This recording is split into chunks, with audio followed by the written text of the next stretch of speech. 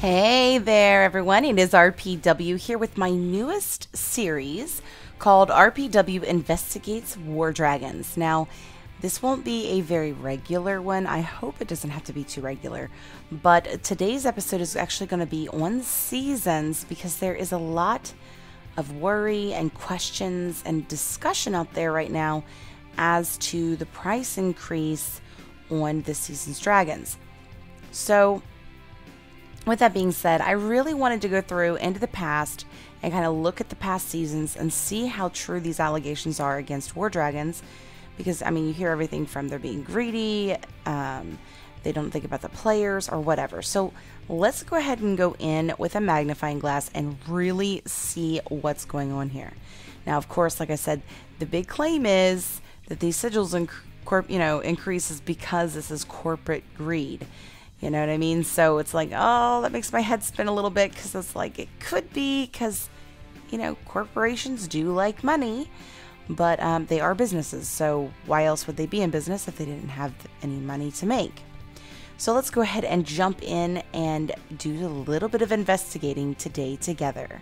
All right, so let's jump in my RPW time machine and fly back all the way to the beginning.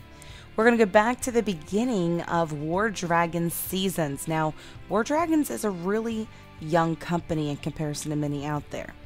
They've only been around, I think they had their 3-year anniversary within the last 6 months.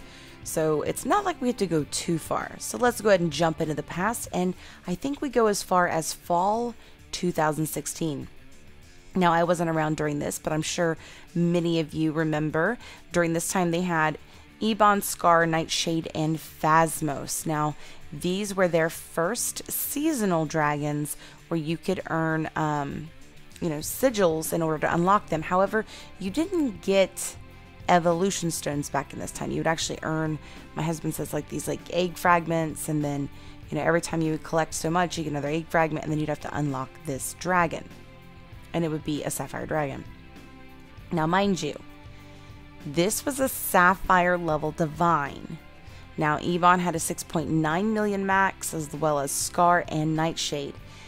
But Phasmos only had one of 8.8 million maximum.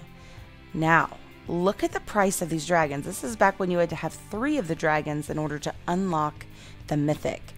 So you had to pay out 17,000 in sigils for each of the 3 prior, which was, like I said, Ebon, Scar, and Nightshade, which would equal up to 51,000 sigils before you'd even unlock the Mythic. Now, that brings us into winter of 2016. Now, it did go up. It went up quite a bit. It went up to 66,000 sigils that season. Wow, that's a lot of sigils. But this was a Garnet level Divine. Now, with this Garnet level Divine, of course, it was, a higher level, so of course they increased the sigil amount. But again, in this season, you had to unlock all 3 of the main tier dragons in order to unlock Algor, who was only a total of 23.8 million max power. Alright guys, so again, Garnet level dragons, you needed to spend 66,000 sigils in order to unlock him. Now again, I wasn't around for this season, but any of you that were probably are very much in love with Tyrande and Snowdrop and Tenyu up until they became obsolete to you. So we'll go ahead and jump into the next one, which was the Emerald. When the Emerald Stone came in, which was the spring 2017, another one I didn't make, but it had Fae, Sage, Aster, and Morphos. Now, in order to get Morphos unlocked, you had to spend, I'm not even kidding guys, around a whopping 72,000 sigils. Now these weren't equalized back in the day. They weren't literally 42,000 from what I understand. They would be like 42,162 or whatever. I mean, that's just an example. So this is just a roundabout. You would have to pay out 24,000 sigils for each of these before you would even unlock the one Divine. Now, the Emerald Stone is a really good stone, so Morphos's power maxes out at 45,000. Now, this is before riders, guys. Keep that in mind. Now, the Emerald was also in the spring season. The summer season. Now, during the summer season, it was expensive. From what I understand, it costed a little over 28,000 sigils per dragon. So altogether, that is going to be a whopping 84,000 sigils to unlock that mythic. Can you imagine for one mythic? Well, I mean, granted, you're not getting one mythic. In the end, you're getting 4 dragons. So this is how expensive it was back in 2017. But I know a lot of people were very much in love with Canaris. Too bad she literally stops in Emerald. Now, a little unknown fact that some people do or may not know is that during the fall season, that is when the very beloved PG Coffee became a part of War Dragons. This is the season he got to be hands in on and really be a part of the season creation, including the design of Gargula. Now, one of the great things about this season is this was my very first season, and I got a good bit of these dragons, including one that's not in the mainline tier.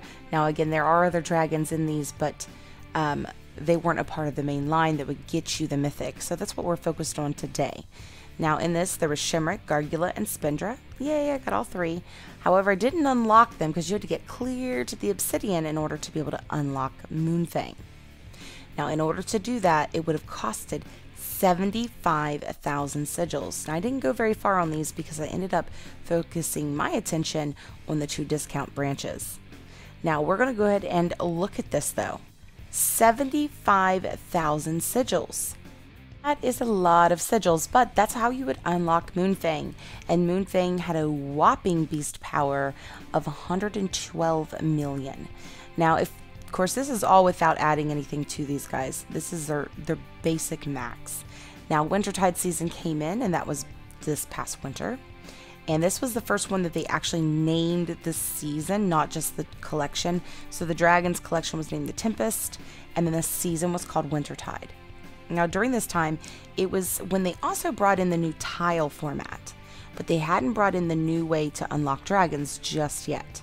So during the Wintertide season, even though we had tiles, you still had to unlock 3 dragons total in order to get the mythic, which in this case was Neptus.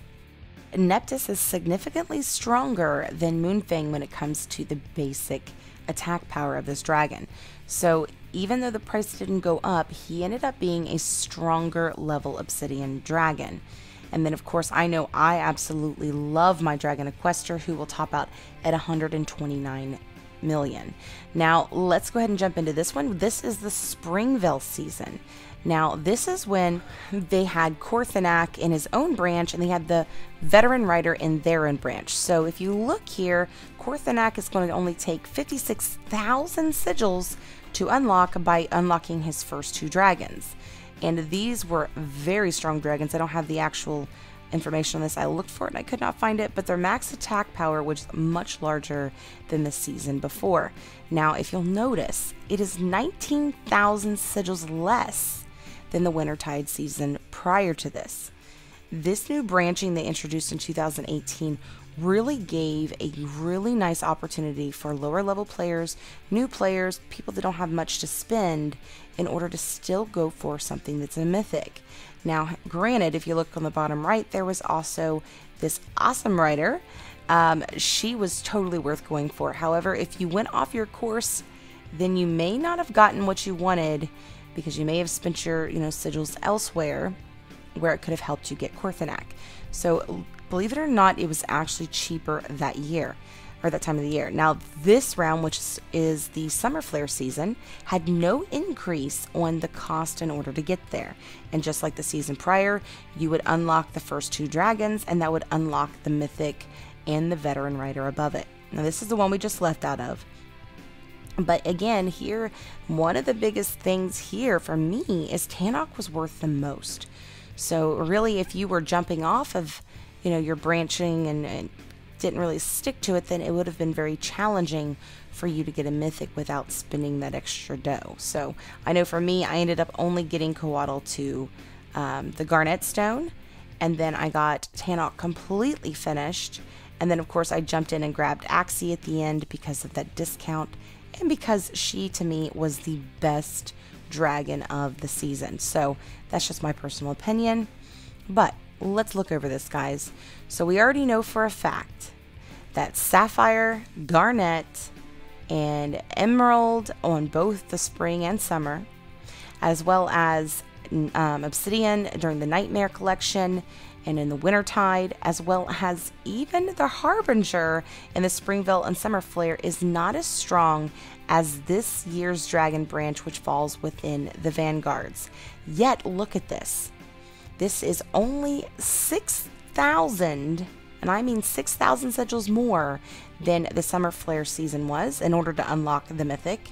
And it's only 6,000 more compared to the Springvale, which is not a whole lot if you really think about it. And it is only 13,000 less than Wintertide. That's right, guys. It was 13,000 sigils less than Wintertide and the Nightmare Collection. And then we go back further, it was 22, this one's going to be 22,000 sigils less than the summer of last year, and then 10,000 less than the spring prior to that, and then even, believe it or not, 4,000 less than the winter, which was only a garnet stone, and only 11,000 more than the fall season, which was only a sapphire stone. So guys, seriously, this season will be Vanguard. Think about that. Now, one thing I want to point out is I do have Kayla, and I have her on a quester.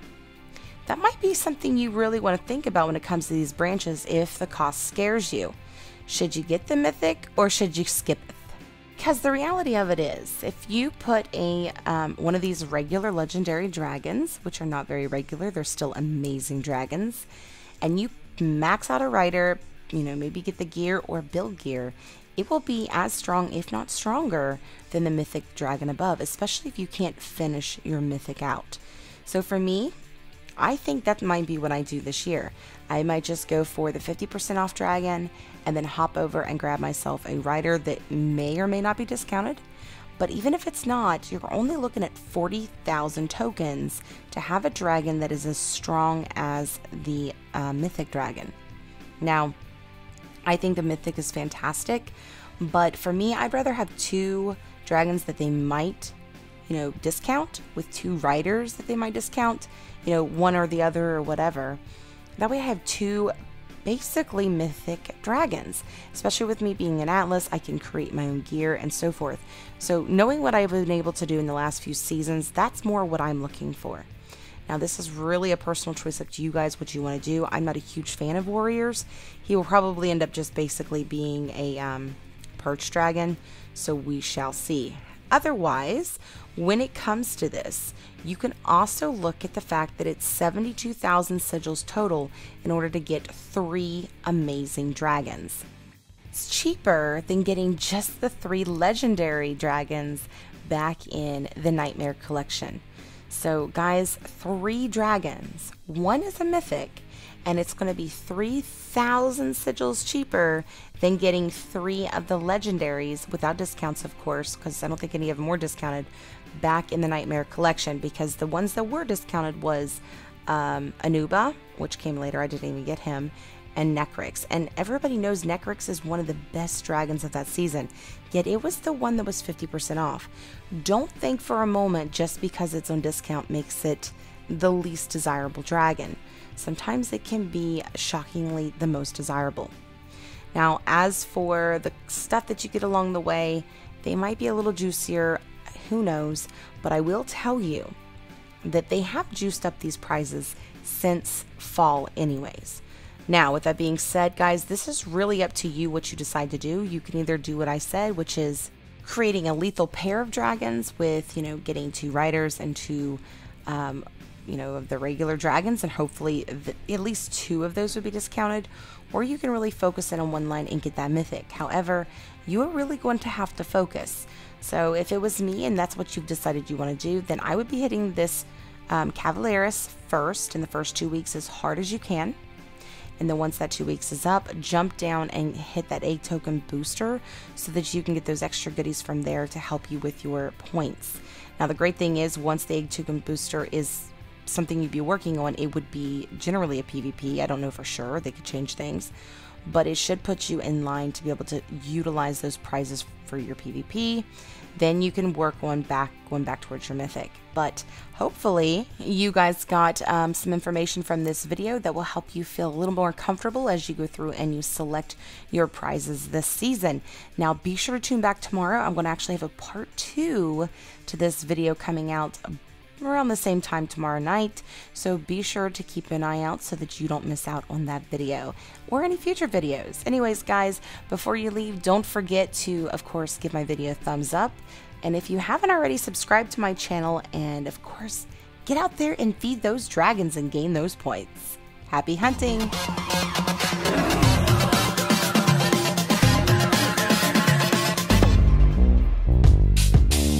So the last time I checked, I wasn't a dragon, but I'm officially a dragon. This is awesome!